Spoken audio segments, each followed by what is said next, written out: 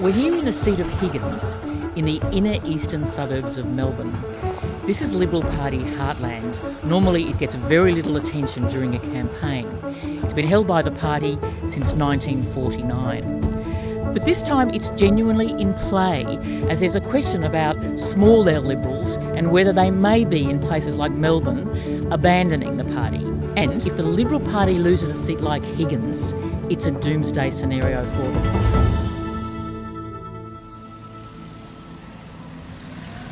We are in the centre of Higgins, the best place to live in Australia. Where else would you want to live? We've got cafes, restaurants, bars, high-end fashion. We've got Chadstone as well.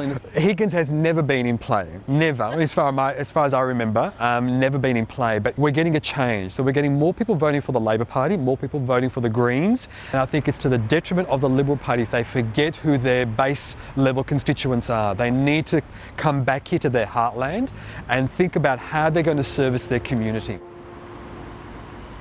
Higgins is a young electorate. It is a wealthy electorate by average standards, but it's diverse. There are some suburbs here in Higgins that aren't so wealthy. A real growth in apartments as the population of Melbourne grows. It's also a very highly educated electorate, an engaged electorate. It's one where people are aware of the issues and they are interested in politics in Higgins. Everyone's got an opinion now. I certainly see it. It's been a Liberal seat for such a long time. I think a lot of people are fairly, not contented with the way things are anymore, and the winds of change might be blowing. There's a lot of talk about the budget and how it might be affecting people. The person standing for the Liberal Party is Katie Allen. She's a paediatrician. She's lived in the area a long time. She stood for the Liberal Party in the state election in Prahran, where there was a swing against the Liberals. There are two other main contenders who think they've got a shot in Higgins. One is the Greens candidate Jason Ball, who stood at this election last time, where he got a quarter of the vote, and the Greens actually outpolled Labor last time.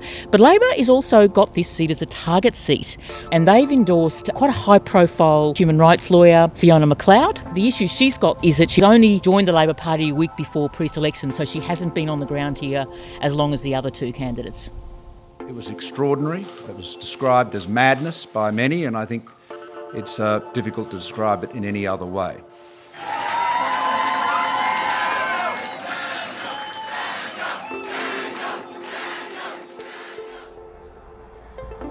Certainly from the people that I've spoken to, is that it's not so much a positive vote in favour of Labor, it's just like a vote of frustration at the Liberals and where they're at and what they've been doing. And I think that people are now having a little bit of a wake-up call and saying, oh my God, I've delivered that kick up the backside, but I got perilously close to seeing Labor elected. That's never what I intended. So I wouldn't be in the least bit surprised if there's a return to what one might expect is the heartland of Liberal and Labor votes. And I think that applies also for the Greens in Labor territory. It's a funny time in politics, I think, yeah. I'm Jack Hammond.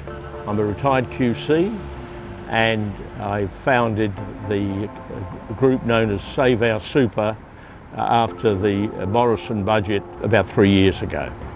So far as retirees are concerned in Higgins, they are people that have grown up with the belief in the main of frugality, careful saving, of looking after yourself if you can, and not being treated as though their vote is rusted on, that it can't ever change.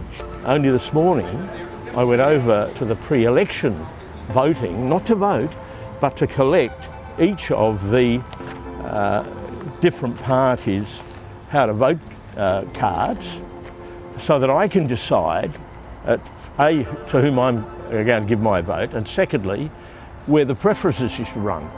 I haven't ever done that.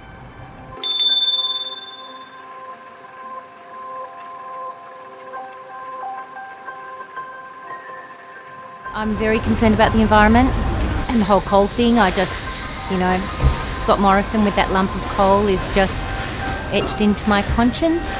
I'm looking more at sustainable actions from the government. I was mostly concerned about clean energy and the climate overall as a broader issue. That's why I'd be voting Greens today, for particularly that reason. While Labor's economic policies could leave many affluent residents personally worse off, the The forced resignation of 2 Liberal candidates for Islamophobic and homophobic comments has further damaged the party in a seat like this. This is small L Liberal territory, and Higgins is growing and changing fast. For the first time in many years, the formerly blue blood electorate is a seat to watch on May 18. I'm definitely not going to vote for ScoMo. And I'm not, and I probably won't vote for Bill Shorten, so I might look at smaller parties. I believe in the Labour Party and all that they stand for. No, I'm not happy with any one of them. No one. No one, but I voted. Do you normally vote Liberal, Labor or one way? If you look at my history, you'll see that I was advisor to the Prime Minister Fraser. So I think that gives a pretty good indication of where my political leanings would be. I hope my man gets in, that's all I can say on that. Can you tell me who your man is? Well, my man wears lots of blue clothes, so that's right, and he wears a very, very nice blue tie.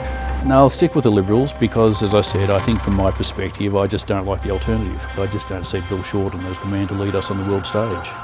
And if it came down to a 2-horse race between him and Scott Morrison, I'd choose Scott Morrison. But if I could throw in my outsider, I'd have Julie Bishop any day of the week.